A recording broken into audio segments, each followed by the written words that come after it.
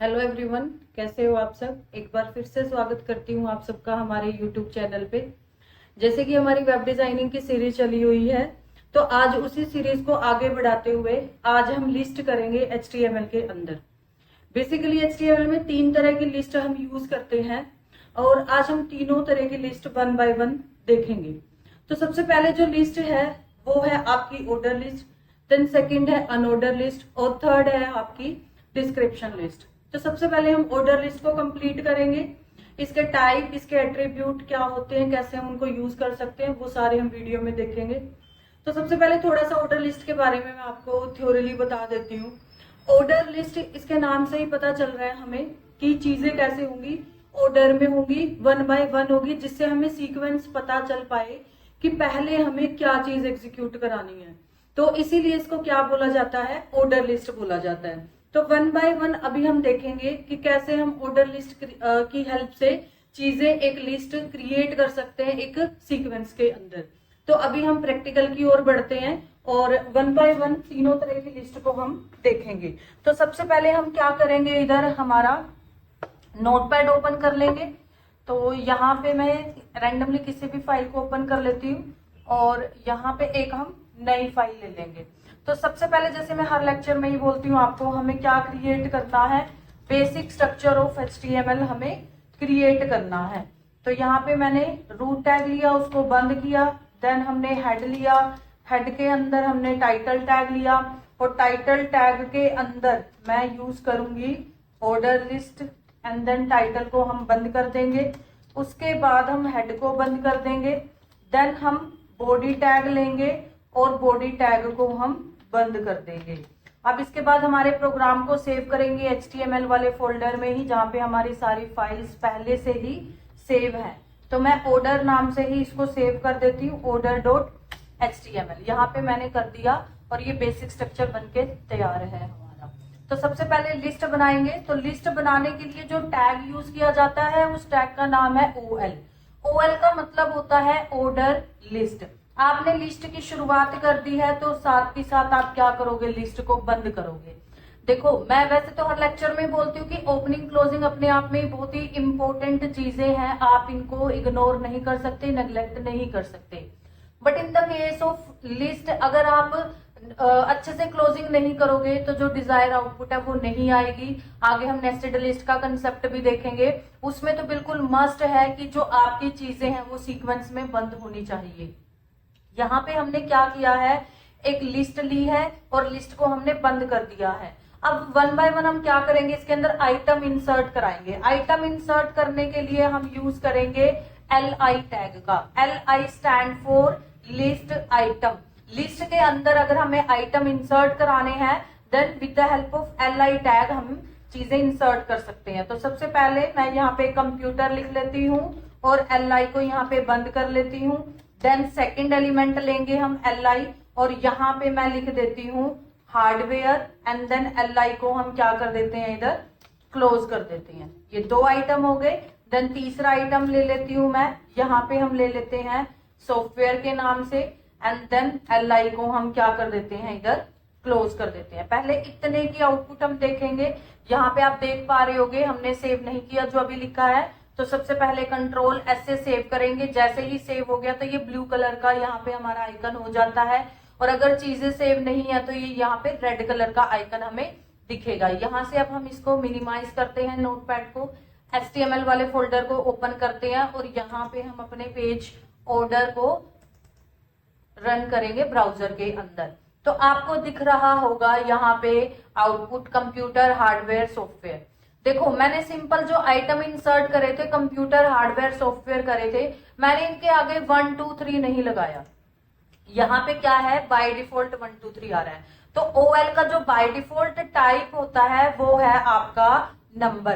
तो इसीलिए OL को हम जो ऑर्डर लिस्ट है उसको और क्या बोलते हैं, इसको हम बोलते हैं नंबर लिस्ट। क्यों नंबर लिस्ट बोलते हैं, क्योंकि बाय डिफॉल्ट जो आउटपुट आएगी वो किस में आ रही है, हमारी नंबर में आ रही है। तो कई बार ये वाइवा में भी क्वेश्चन पूछा जाता है और कई बार ये थ्योरी में भी क्वेश्चन आया हुआ है कि ऑर्डर लिस्ट को और क्या बोलते हैं। तो इसको और क्या बोलते हैं, नंबर लिस्ट भी बोलते हैं, क्योंकि बाय डिफॉल्ट आउटपुट हमारी नंबर में आई हुई है। अब वन बाय वन हम क्या करेंगे, इसके टाइप देखेंगे कि कितनी तरह की हम ऑर्डर लिस्ट को यूज कर सकते हैं। अब मैं क्या कर लेती हूँ, इतना सारा जो मैंने पहले एक लिए ये लिस्ट बना रखी है, इसी को मैं कॉपी कर लेती हूँ और नीचे मैं इधर पेस्ट कर देती हूँ। अब ऑर्डर लिस्ट है आपकी, एट्रीब्यूट की बात करते हैं। अब हम इसके दो एट्रीब्यूट होते हैं। ऑर्डर लिस्ट के एट्रीब्यूट है तो हम कहाँ पे लगाएंगे इसको, ओपनिंग टैग के अंदर ही हम लगाते हैं, हमेशा ही क्लोजिंग में कभी भी नहीं लगाएंगे। देन कहाँ पे लगाएंगे, अगर हम ऑर्डर लिस्ट के एट्रीब्यूट की बात कर रहे हैं तो हम कहाँ पे लगाएंगे उनको, OL के अंदर, ना कि हम LI के अंदर। तो OL के अंदर जाते हैं हम, स्पेस देंगे, एक टाइप एट्रीब्यूट होता है उसका यूज करेंगे हम। तो इसके कई सारे टाइप होते हैं, जैसे मैंने यहाँ पे स्मॉल अल्फाबेट में अगर मैं आउटपुट देखना चाहती हूँ, ऑल्ट टैब रिफ्रेश करेंगे तो बाय डिफॉल्ट नंबर में आ रही थी, अब किस में आ रही है, वो स्मॉल अल्फाबेट में आ रही है। तो ये इसका दूसरा टाइप है, बाय डिफॉल्ट नंबर। दूसरा हमने अल्फाबेट यूज किया है।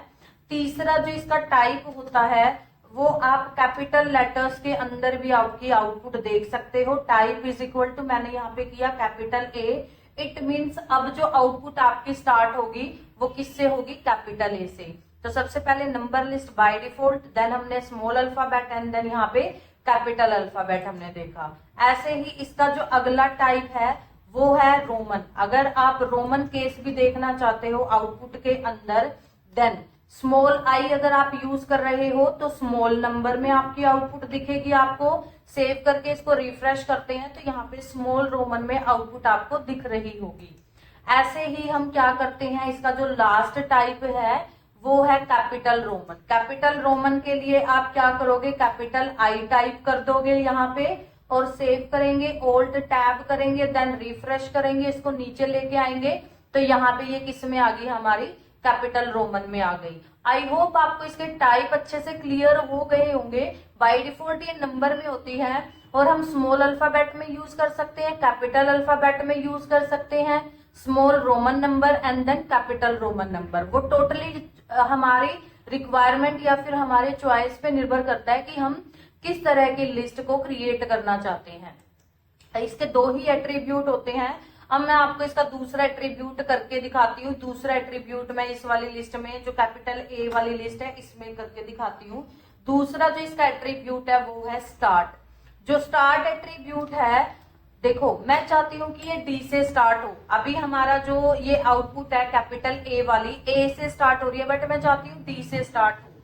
तो अगर मैं यहाँ पे स्टार्ट की वैल्यू कैपिटल D लिखूं, सेव करूं, ऑल्ट टैब करूं, रिफ्रेश करूं, बट ये अभी भी ABC से ही स्टार्ट हो रही है। आउटपुट पे कोई फर्क नहीं दिख रहा।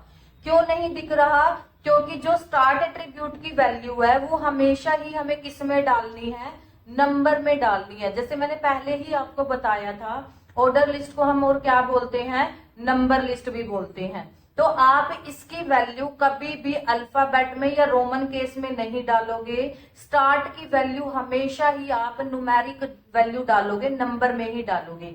तो मैं इसको कट करके, D हमारा 4th लोकेशन पे आता है, इसको सेव करेंगे, ऑल्ट टैब एंड देन हम रिफ्रेश करेंगे तो ये कहां से स्टार्ट हो रहा है, अब D से स्टार्ट हो रहा है।